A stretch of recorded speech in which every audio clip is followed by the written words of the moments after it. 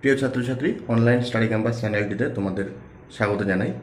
আজকে আমরা ক্লাস 11-এর কঠিন ও তরলের প্রসারণ যে চ্যাপ্টারটা আছে সেই চ্যাপ্টারের প্রবলেম সেট 1-এর প্রথম 5টা অঙ্ক সলভ করব ছায়া প্রকাশনী বই থেকে।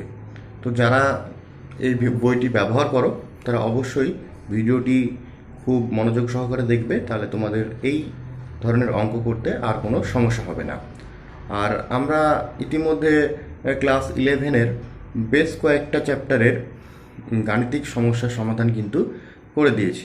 তোমাদের সাপোর্ট যদি সেইভাবে পাই ভালোভাবে, তাহলে আমি টোটাল সিলেবাসটাই কভার করব এবং আমার ভবিষ্যতে এরকমও সিদ্ধান্ত আছে, মানে পরিকল্পনা আছে যে তোমাদের থিওরি প্লাস প্রবলেম এগুলো সব কিছুই করানো। তো শুধুমাত্র তোমাদের একটু হেল্প দরকার, তোমরা সেইভাবে হেল্প করো, আমি আমার মতো চেষ্টা করব তোমাদেরকে সাহায্য করার। তো চলো, আজকে আর কথা বাড়াচ্ছি না, আজকে আজ কন্টেন্ট শুরু করা যাক।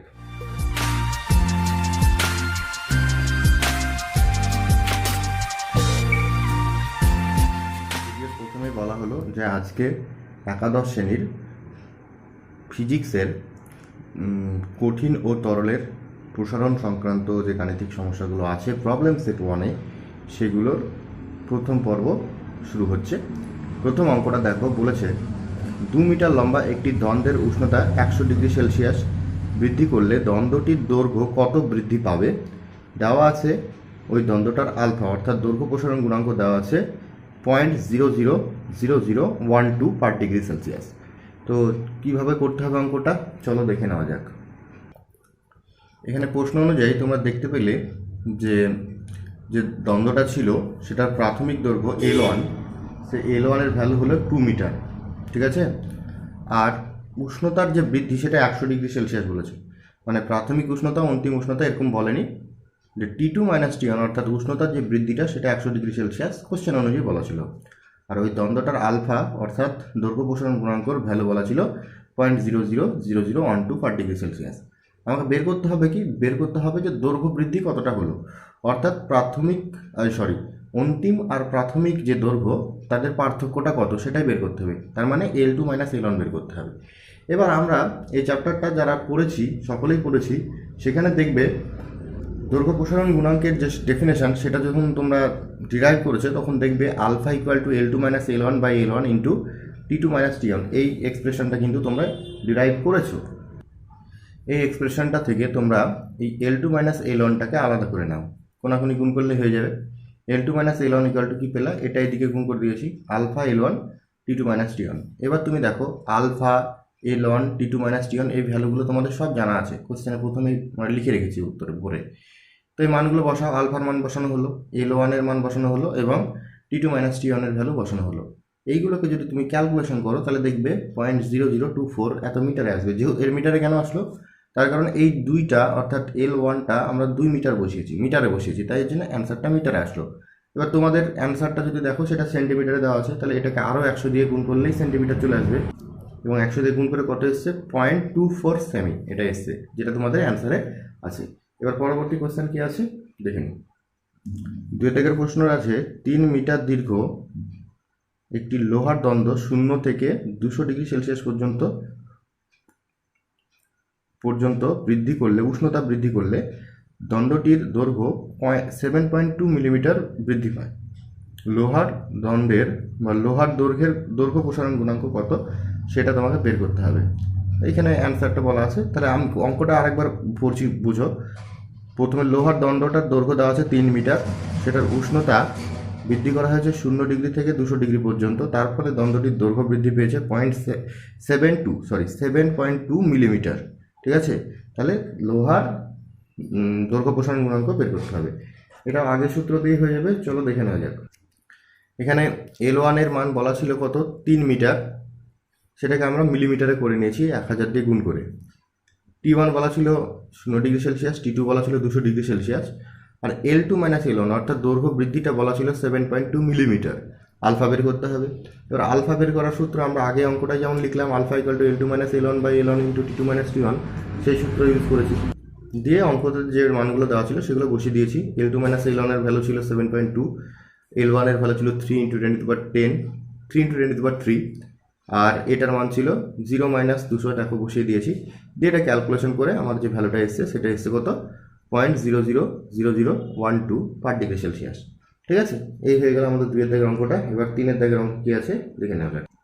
3 এর দাগের অঙ্কটা দেখো বলেছে একটি পিতলের দ্বন্দ্বের দৈর্ঘ্য, পিতলের দ্বন্দ্বের 100 ডিগ্রি সেলসিয়াস উষ্ণতা বৃদ্ধির ফলে দৈর্ঘ্য বৃদ্ধি হয় 0.5 সেমি। পিতলের দ্বন্দ্বের দৈর্ঘ্য কত ছিল, মানে প্রাথমিক দৈর্ঘ্যটা বের করতে বলেছে। আর পিতলের আলফা বলা হচ্ছে 19 × 10⁻⁻6 পার ডিগ্রি সেলসিয়াস। চলো দেখে নেওয়া যাক কীভাবে সমাধান করা হয়েছে অঙ্কটা। প্রশ্নে দেওয়া ছিল T2 - T1 অর্থাৎ উষ্ণতা বৃদ্ধিটা দেওয়া ছিল 100 ডিগ্রি সেলসিয়াস, আর L2 - L1 অর্থাৎ দৈর্ঘ্য বৃদ্ধিটাও দেওয়া ছিল, সেটা হচ্ছে 0.5 সেন্টিমিটার। আলফার মান বলা ছিল 19 × 10⁻⁻6 পার ডিগ্রি সেলসিয়াস, আর L1টা বের করতে হবে আমাকে। তো এখানে আলফার যে এক্সপ্রেশন সেটা আমরা লিখে রেখেছি, alpha = L2 - L1/L1 × T2 - T1। এখান থেকে জাস্ট L1টা বের করতে হবে। এই L1টা এখানে গুণ করে দিয়েছি, আর আলফাটাকে এখানে দিয়ে দিয়েছি, কোনাকুনি জাস্ট এক্সচেঞ্জ করে নিয়েছি। দিয়ে L1 = এসছে কত আমার, L1 = এসছে দেখতে পাচ্ছ L2 - L1/α × T2 - T1। এবার জাস্ট মানগুলো পুট করে দেওয়া হয়েছে। L2 - L1 এর ভ্যালু হচ্ছে 0.5, আলফার মান হচ্ছে 19 × 10⁻⁶, আর এই T2 - T1 এর ভ্যালু হচ্ছে 100। এটা সিম্পলিফাই ক্যালকুলেশন করে তোমরা দেখতে পাবে 263.157 এত সেন্টিমিটার অ্যান্সার আসছে। ঠিক আছে, এবার এটাই ছিল অঙ্ক। এবার পরবর্তী অঙ্কে 4 এর দাগের অঙ্কটা কী আছে চলো দেখে নিই। 4 এর দাগের কোশ্চেনটাই তোমরা দেখতে পাচ্ছ, একটি লোহার ও একটি দস্তার দৈর্ঘ্য 0 ডিগ্রি ও 0 ডিগ্রি সেলসিয়াস উষ্ণতায়, একটা হচ্ছে 25.55 সেমি আর একটা 25.5 সেমি। কোন উষ্ণতায় এদের দৈর্ঘ্য সমান হবে? লোহা ও দস্তার দৈর্ঘ্য প্রসারণ গুণাঙ্ক যথাক্রমে 10 × 10⁻6 এবং 13 × 10⁻6 পার ডিগ্রি সেলসিয়াস, এটা দেওয়া আছে। তো এটা কীভাবে করা হবে দেখে নেওয়া যাক। দেখো অঙ্কটায় আমি ধরে নিয়েছি যে উষ্ণতাটাই লোহা আর দস্তা উভয়ের দৈর্ঘ্য সমান হয়ে যাবে সেই উষ্ণতাটা T ধরে নিয়েছি। এবার লোহার ক্ষেত্রে প্রাথমিক দৈর্ঘ্যটা দেওয়া ছিল 25.55 সেমি, আর লোহার আলফার মান বলা ছিল 10 × 10⁻6 পার ডিগ্রি সেলসিয়াস, আর প্রাথমিক উষ্ণতা দুটোর ক্ষেত্রেই 0 ডিগ্রি সেলসিয়াস বলাই ছিল এগুলো। আর দস্তার ক্ষেত্রেও তাই, দস্তার প্রাথমিক যে দৈর্ঘ্যটা ছিল দস্তার দণ্ডের সেটা হচ্ছে 25.5 সেন্টিমিটার, আর দস্তার আলফা সেটাকে আলফা 2 দিয়ে ডিনোট করেছি, আলফা ছিল 30 × 10⁻6 পার ডিগ্রি সেলসিয়াস, আর এটার উষ্ণতাও 0। এগুলো দেওয়া ছিল এই ডাটাগুলো, এবং বলে দিয়েছিল যে একটা নির্দিষ্ট উষ্ণতায় গিয়ে তাদের দুটোরই দৈর্ঘ্য সমান হয়ে যাবে, অর্থাৎ L2টা দুজনেরই সমান, ফাইনাল লেন্থটা দুজনেরই সমান। তো আমরা যেহেতু উভয়ের অন্তিম দৈর্ঘ্যটা সমান, তাই অন্তিম দৈর্ঘ্যটা সমান করে দিয়েছি। অন্তিম দৈর্ঘ্য L2 = কী হয়, L1 × 1 + alpha T, alpha × delta টিটা হচ্ছে তোমার উষ্ণতার পরিবর্তন, এবং এখানে ডেল্টা টিটা কত হবে দেখো, প্রথমে একটা 0 উষ্ণতা প্রাথমিক উষ্ণতা আর অন্তিম উষ্ণতা T, তাহলে এদের ডিফারেন্সটা কত হবে, T হবে। তার জন্য আমি ডাইরেক্ট এখানে T লিখে দিয়েছি। ঠিক আছে, বোঝা গেছে। এটা হচ্ছে তোমার লোহার ক্ষেত্রে, আর এটা দস্তার ক্ষেত্রে, দুটোরই অন্তিম উষ্ণতা সমান করে দিলাম আমরা। দিয়ে করেছি কি, দিয়ে এখান থেকে আমরা T এর মানটা বের করেছি একটু সিম্পলিফাই করে। দেখো এটাকে ভেতরে গুণ করেছি, এদিকেও L' ভেতরে গুণ করেছি, দিয়ে এই T এর পার্ট যেখানে যেখানে আছে সেগুলোকে একদিকে নিয়ে এসেছি, দিয়ে Tটাকে কমন নিয়েছি, আর এইদিকে L1' আর এটা এই পাশে গেলে L1 হবে অবশ্য এটা। ঠিক আছে, মানে একটা ড্যাশ একটা 1 করেছি। তারপরে এখান থেকে Tটাকে আমরা বের করে নিয়েছি আলাদাভাবে। বের করে নেওয়ার পর যে মানগুলো দেওয়া ছিল সেগুলো বসিয়ে দিয়েছি। এবং এখানে একটা কথা বলে রাখি, সেটা হচ্ছে তোমাদের অঙ্কটা করার সময় যদি এদিক থেকে আগে করতে, ঠিক আছে, এদিক থেকে যদি আগে করতে, তাহলে এখানে যে মাইনাসটা এসছে সেটা আসতো না। ওটা কোনো ব্যাপার না, মাইনাস আসতেই পারে অঙ্ক ভ্যালু বসানোর সময়। তো এখানে আমি মান বসিয়েছি, দেখো L1' যেটা আমি উপরে লিখে রেখেছি, দেখো এই যে L1' সেটার মান আছে কত 25.5, তাই বসিয়ে দিয়েছি। ঠিক আছে, আর এটার মান ছিল 25.55, আর বাদ বাকি নিচের যে ভ্যালুগুলো উপরে ডুবে রেখেছি আমি সেগুলোই বসিয়েছি। বসানোর পর ক্যালকুলেশন করার পর উপরেও একটা নেগেটিভ এসছে, নিচেও নেগেটিভ এসছে, হ্যাঁ, এবং এই নেগেটিভ কেটে গেল। এবার তুমি যদি প্রথম থেকে এটাকে আগে এটাকে পরে নিতে, সেটা একই ব্যাপার আসতো। ঠিক আছে, মাইনাসটা আসতো না এই। তারপর এটাকে ক্যালকুলেশন করে তোমার যে অ্যান্সারটা এসছে সেটা হচ্ছে 98.135, এরকম আমার ভ্যালুটা এসছে। এবার তোমাদের বইয়ে দেখবে, ঠিক আছে, অ্যান্সারটা শুধু 98 ডিগ্রি সেলসিয়াস দেওয়া আছে। তা আমার ওখানে কিছুই না, ওখানে জাস্ট অ্যাপ্রক্সিমেট একটা ভ্যালু নিয়েছে। ঠিক আছে, আমি এখানে আমার যেটা এসছে সেটাই লিখেছি। মানে এক কথায় বইয়ে তোমাদের এই অ্যান্সারটাকেই এইভাবে 98°C লিখে দিয়েছে, আর কিছুই না। ঠিক আছে, তোমরা এইটাও করে রাখতে পারো, বা 98 অ্যান্সারটা মিলাতেই হবে। প্রশ্ন তো তোমাদের যে প্রশ্নপত্র আসবে সেখানে তো আর অ্যান্সার মিলাতেই হবে, এরকম লেখা থাকবে না, তোমার যেটা আসবে সেটাই লিখবে। ঠিক আছে, এবার পরবর্তী কোশ্চেনে কি আছে দেখা যাক। 5 দাগের কোশ্চেনটা আছে, একটি ইস্পাতের গোলককে একটি পিতলের বলয়ের মধ্য দিয়ে গলাতে হবে। গলাতে হবে মানে ঢুকিয়ে দিতে হবে ভিতর দিয়ে। 20°C উষ্ণতায় গোলকটির ব্যাস 25 সেমি এবং বলয়টির অভ্যন্তরীণ ব্যাস হচ্ছে 24.9 সেমি। যদি গোলক ও বলয় উভয়কে একসঙ্গে উত্তপ্ত করা হয় তবে কোন উষ্ণতায় গোলকটি বলয়ের মধ্য দিয়ে ঠিক গলে যাবে? ইস্পাত এবং পিতল এর দৈর্ঘ্য প্রসারণ গুণাঙ্ক যথাক্রমে 12 × 10⁻⁶ পার ডিগ্রি সেলসিয়াস এবং 2 × 10⁻⁵ পার ডিগ্রি সেলসিয়াস। তাহলে অঙ্কটায় কি দেওয়া আছে এটা আশা করছি বুঝতে পারলে। একটা রিং আছে, রিং আর একটা গোলক, তাদেরকে একটার মধ্যে আরেকটাকে ঢুকাতে হবে, মানে বলয়টার মধ্যে রিংটাকে ঢুকাতে হবে। কিন্তু দেখা যাচ্ছে প্রাথমিক অবস্থায় বলয় যেটা আছে সেই বলয়টার ব্যাসার্ধটা মানে অভ্যন্তরীণ যে ব্যাস সেটা কিন্তু গোলকটার থেকে ছোট। ঠিক আছে, গোলকটার থেকে ছোট, তাহলে স্বাভাবিকভাবে ঢুকবে না। এবার যদি আমরা উত্তপ্ত করি তাহলে বলয়টাও আস্তে আস্তে বাড়বে, তারপর গোলকটাও বাড়বে, এবং যেহেতু তাদের দৈর্ঘ্য প্রসারণ গুণাঙ্ক একই নয় তাহলে বলয়টা যে হারে বাড়বে, দেখো এখানে দেখতে পাবে এই অঙ্কটার ক্ষেত্রে যে এই যে ইস্পাত আর পিতল দুটো কথা বলা হয়েছে, দুটোর দৈর্ঘ্য প্রসারণ কিন্তু একই নয়। তাহলে এটার দৈর্ঘ্য প্রসারণ, যার দৈর্ঘ্য প্রসারণ গুণাঙ্ক যত বেশি তার দৈর্ঘ্য বৃদ্ধি তত বেশি পাবে।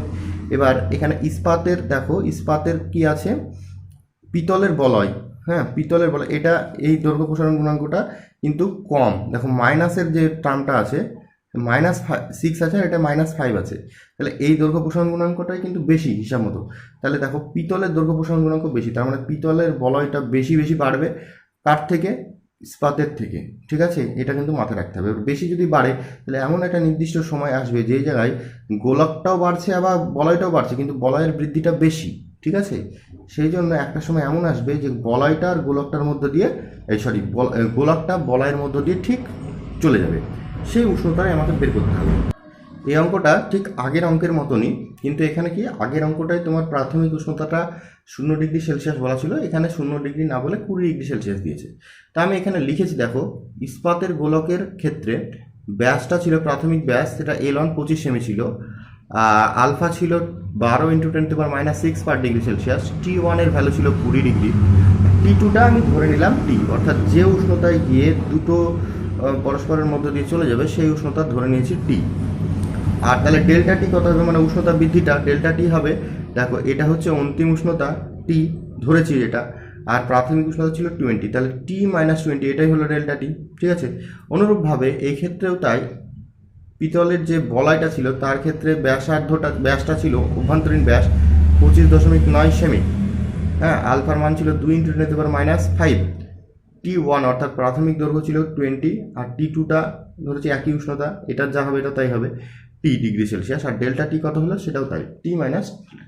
এবার যেহেতু বলেছে কি, যেহেতু এমন একটা সিচুয়েশন, এমন একটা উষ্ণতা আসবে যেখানে কি হবে, বলয়ের মধ্য দিয়ে গোলকটা ঠিক গলে যাবে, মানে চলে যাবে, তার মানে কি দুটোরই অন্তিম ব্যাসার্ধ বা ব্যাস সমান হয়ে যাবে, তবেই তো ঢুকে যাবে। তাহলে বুঝতেই পারছো এই অঙ্কটা হয়তো একটু ঘুরিয়ে পেঁচিয়ে দিয়েছে, কিন্তু এই অঙ্কটার আগের অঙ্কটা কিন্তু একই অঙ্ক। ঠিক আছে, একই টাইপের অঙ্ক, তাহলে অন্তিম দৈর্ঘ্যটা সমান করে দিতে হবে এখানে। ঠিক আছে, তাই করেছি। দেখো আগের অঙ্কটাই যেমন করেছিলাম L1 × 1 + আলফা ডেল্টা টি। ঠিক আছে, ওখানে T2 - T1 করেছিলাম। ঠিক আছে, ওটা কোনো ব্যাপার নেই, ডেল্টা টি মানেই T2 - T1।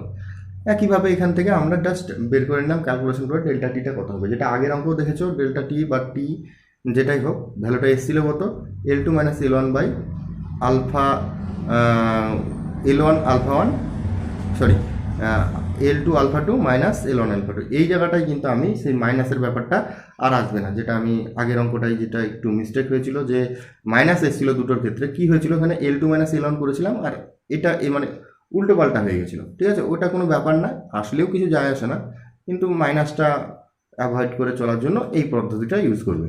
ঠিক আছে, এবার এখানে ডেল্টা টি এর জায়গায় আমরা ব্যবহার করেছি কত, টি মাইনাস 20, যেটা আমরা এখানেও লিখেছি লিখে দিলাম।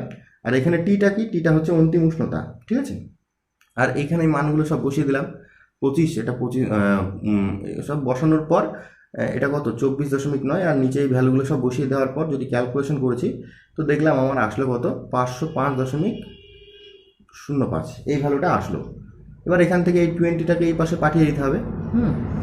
বুঝতে পারছো, আমাকে বের করতে হবে কিন্তু টি এর ভ্যালুটা, ঠিক আছে, ডেল্টা টি নয়।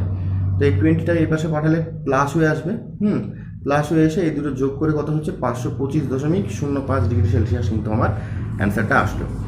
যে উষ্ণতায় গিয়ে 525.05 ডিগ্রি সেলসিয়াস উষ্ণতায় গিয়ে তবেই এই একটা গোলক, এই মানে রিং, তার ভিতর দিয়ে একটা গোলক কিন্তু ঢুকে যাবে, ঠিক আছে, এটা যেন মাথায় থাকে।